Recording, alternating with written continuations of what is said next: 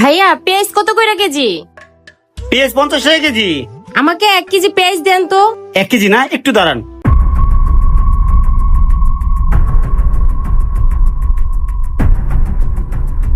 এই যে আপু, আপনার 1 কেজি পেঁয়াজ। কি ব্যাপার ভাই, এখানে কতটুক পেঁয়াজ দিলেন? 1 কেজি। ভাই আপনার মনে হয় কোথাও ভুল হয়েছে, আপনি পেঁয়াজটা আরেকবার মাইপা দেখেন। আপা, আমার কোথাও ভুল হয় না, এখানে পেঁয়াজ 1 কেজি আছে। আমার সন্দেহ লাগতেছে, আপনি পেঁয়াজটা আরেকবার মাইপা দেন। এখন মাপলেই তো ধরাটা খাই যাবো না। আচ্ছা আপা, মাপতেছি, দেন তো আর কিছু লাগে কিনা। করলা কত কইরা? করলা 100 টাকা। আর ধুন্দুল কত করে? 60 টাকা। কি ব্যাপার, পেঁয়াজ মাপার পর আবার নামায় রাখতেছে কে? এই যে আপা দেখেন, 1 কেজি। হ্যাঁ ও ঠিক আছে দেন। আচ্ছা দিতেছি। এই তো অধিক টাকা আছে, পেঁয়াজ গুলো ভরে দিই। শশা কত? শশা 40 টাকা কেজি। এই যে আপা নেন আপনার পেঁয়াজ। দেন। আবার পেঁয়াজ উড়াই দিল, মনে হইতেছে পেঁয়াজ গুলো বেশি দিল।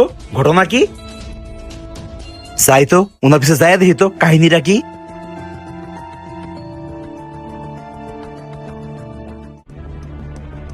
আম, মায়াটা তো আম খাইতে চেয়েছিল, দেখি কত করে কেজি। ভাই আম কত কইরা? আম ওইটা এক আবার 30 টাকা কেজি। কি বলেন ভাই, এত কম দাম? আম মিষ্টি হইব তো? আম মিষ্টি হইব, আর আপায়ন সিজন তো তাই। আচ্ছা ঠিক আছে, তাহলে আমার 1 কেজি আম দেন। আচ্ছা আপা একটু দাঁড়ান।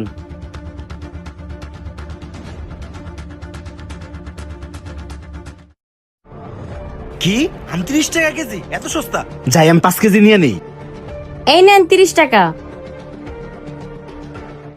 ভাই আম এটা কত করে? আমারও 5 কেজি আম দেন। আম ওইটা 90 টাকা।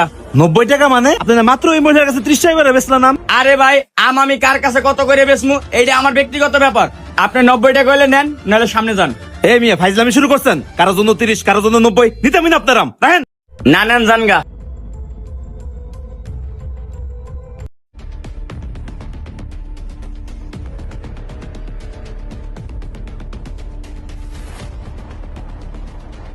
আসসালামু আলাইকুম হুজুর। ওয়ালাইকুম আসসালাম, ভালো আছেন? এই তো ভালো আছি, আপনি ভালো আছেন? জি আলহামদুলিল্লাহ ভালো আছি। হুজুর আমি একটা কথা বলতে আসছিলাম। জি বলুন। হুজুর একটা সমস্যা হয়ে গেছে, আমি তো এই মাসে আমার বাচ্চাটার বেতনটা দিতে পারতেছি না, এখন কি করা যায়? আরে আপা, আমি তো আপনাকে খুঁজতেছিলাম। বড় হুজুর বলছে যারা ভালো ছাত্র তাদের কয়েক মাসের জন্য বেতন দিতে হবে না, আর এটা নিয়ে আপনি কোনো টেনশন করেন না। ও আচ্ছা এই কথা। যাক, আল্লাহ তাআলা যা করে বান্দার মঙ্গলের জন্যই করে। হুজুর আমি একটু চিন্তা মুক্ত হইলাম, খুব অভাবে পড়ে গেছিলাম, আল্লাহ তাআলা আপনাদের ভালো করুক। জি দোয়া করবেন ইনশাআল্লাহ। ঠিক আছে হুজুর, আসসালামু আলাইকুম, আসি তাহলে। ওয়ালাইকুম আসসালাম, যান।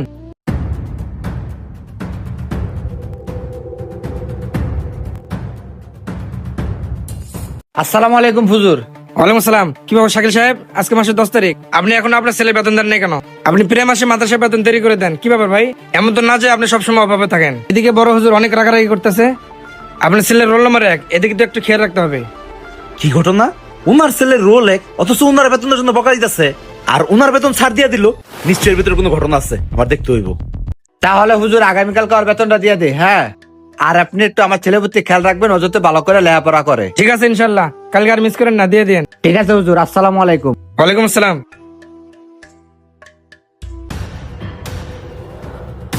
মহিলারা আমার একটু ফলো করাও দরকার, ঘটনাটা কি, কিন্তু আজকে আমার একটু কাজ আছে, কালকে ফলো করবো নি।